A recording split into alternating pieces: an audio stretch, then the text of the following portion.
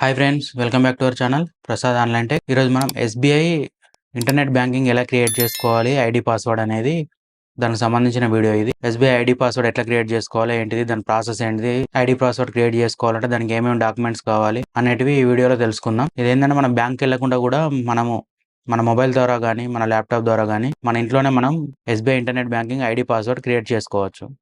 ఇది చాలా మందికి తెలియదు. తెలియక చాలా మంది అక్కడ మమ్మల్ని బ్యాంక్‌లో వచ్చి సంప్రదిస్తూ ఉంటారు. ఎలా చేయాలి? ఏంది? దీన్ని చేసివ్వండి. మాకు చేసుకోరాదు. మీరే చేయాలి గదా! అని. ఇది చాలా సింపుల్ అండి.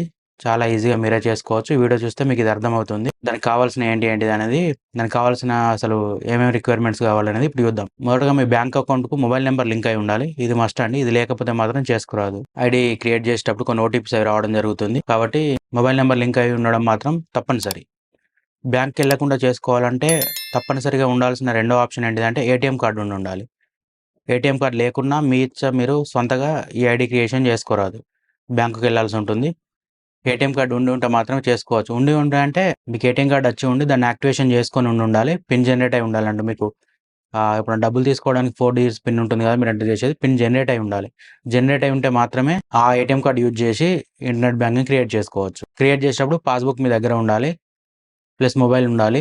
ఏటీఎం కార్డ్ ఉండాలి. ఇవి 3 మీ దగ్గర ఉంటే మాత్రం మీరు క్రియేట్ చేసుకోవచ్చు. అది క్రియేట్ చేసుకునే ప్రాసెస్ ఏందని ఇప్పుడు సిస్టమ్‌లో మీకు చూపెడతా స్టెప్ బై స్టెప్ ఆన్‌లైన్‌లో చేసుకుంటూ.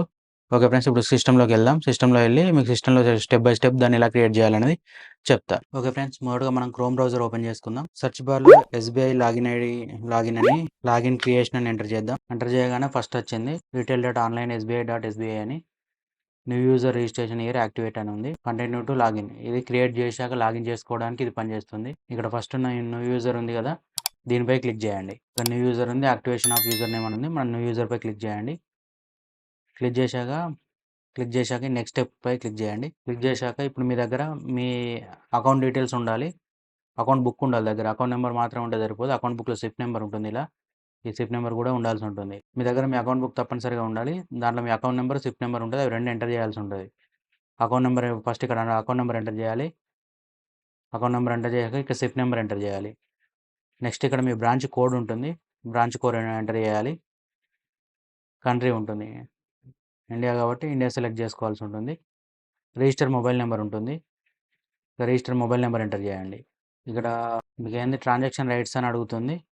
Full transaction right, limited transaction rights, view rights అని ఉంది. ఫుల్ ట్రాన్సాక్షన్ రైట్స్ మాత్రం ఇక్కడ ఫుల్ ట్రాన్సాక్షన్ రైట్స్ మాత్రమే పెట్టుకోండి. మీరు మిగిలిన ఏది పెట్టుకున్నా ఇప్పుడు ట్రాన్సాక్షన్ చేసేటప్పుడు ఇబ్బంది అవుతుంది. ఇది మాత్రమే పెట్టుకోండి. మీరు ఇక్కడ account number, CIF number, branch code, country, మీ రిజిస్టర్ మొబైల్ నెంబర్, బ్యాంకులో ఏది లింక్ అయి ఉందో ఆ మొబైల్ నెంబర్ ఇక్కడ ఎంటర్ చేసి ఫుల్ ట్రాన్సాక్షన్ రైట్స్ పెట్టుకున్నాక ఇక్కడ క్యాప్చా కనబడుతుంది కదా, ఈ క్యాప్చా ఎంటర్ చేయండి. క్యాప్చా ఎంటర్ చేశాక ఆ అగ్రీ అని ఉంది కదా, ఆ అగ్రీపై క్లిక్ చేయండి. క్లిక్ చేశాక సబ్మిట్ బటన్ ఓకే అవుతుంది. సబ్మిట్ పై క్లిక్ చేయండి. ఈ అకౌంట్ డీటెయిల్స్ కొట్టి నేను సబ్మిట్ పై క్లిక్ చేసి నెక్స్ట్ పేజ్లో కలుస్తా. సబ్మిట్ పై క్లిక్ చేశాక ఇట్లా లోడ్ అయ్యి మీకు ఇలా ఈ పేజ్ ఓపెన్ అవ్వడం జరుగుతుంది. ఎంటర్ వన్ టైం పాస్వర్డ్ అని ఉంటుంది. మీ రిజిస్టర్ మొబైల్ నెంబర్ మీరు ఇచ్చారు కదా, దానికి ఒక ఓటీపీ రావడం జరుగుతుంది. ఆ ఓటీపీని ఇక్కడ ఎంటర్ చేయండి. మీ మొబైల్కి వచ్చిన ఓటీపీని ఎంటర్ చేశాక కన్ఫర్మ్ ఉంది కదా, కన్ఫర్మ్ బటన్ పై క్లిక్ చేయండి. కన్ఫర్మ్ బటన్ పై క్లిక్ చేశాక మీకు ఇలా రావడం జరుగుతుంది. I have my ATM card అని, I don't have my ATM card అని. ఇలా వచ్చినప్పుడు మీరు I have my ATM card అని ఇది ఉంటేనే సెలెక్ట్ చేసుకోండి. లేదు I don't have my ATM card అని అంటే యాక్టివేషన్ బై బ్రాంచ్ ఓన్లీ అని ఉంది చూడండి. ఇక్కడ I don't have ATM card అంటే బ్రాంచ్కి వెళ్ళి చేయాల్సి ఉంటుంది. కాబట్టి I have my ATM card అని ఉంది కదా, మీ దగ్గర ఏటీఎం కార్డ్ ఉంటే ఇది సెలెక్ట్ చేయండి. I have my ATM card అనే దాని మీద సెలెక్ట్ చేసి సబ్మిట్ బటన్ పై క్లిక్ చేయండి. చేశాక ఇక్కడ మీ ఏటీఎం డీటెయిల్స్ చూపెడుతుంది. యాక్టివేట్ అని ఉన్న ఏటీఎం ఉంటుంది కదా, అదే ఏటీఎం పై ఇక్కడ టిక్ మార్క్ చేసి కన్ఫర్మ్ పై క్లిక్ చేయండి. ఇక్కడ అవి క్లోజ్ అయి ఉన్నాయి, ఇవి పని చేయవు. ఇక్కడ యాక్టివేట్ లో ఉన్న ఏటీఎం కార్డ్ మాత్రం దీన్ని టిక్ మార్క్ పై క్లిక్ చేయాల్సి ఉంటుంది. కన్ఫర్మ్ పై క్లిక్ చేశాక ఇప్పుడు మీరు సెలెక్ట్ చేసుకున్న ఏటీఎం కార్డ్ డీటెయిల్స్ అడుగుతుంది. కార్డ్ హోల్డర్ నేమ్ అంటే కార్డు మీద మీ నేమ్ ఎలా ఉందో ఆ నేమ్ ఇక్కడ ఇవ్వండి. ఎక్స్పైరీ డేట్ ఉంటుంది కదా కార్డుది, మంత్ అండ్ ఇయర్, అవి రెండు ఇక్కడ ఎంటర్ చేయండి. మీ ఏటీఎం కార్డ్ పిన్ ఎంటర్ చేయండి.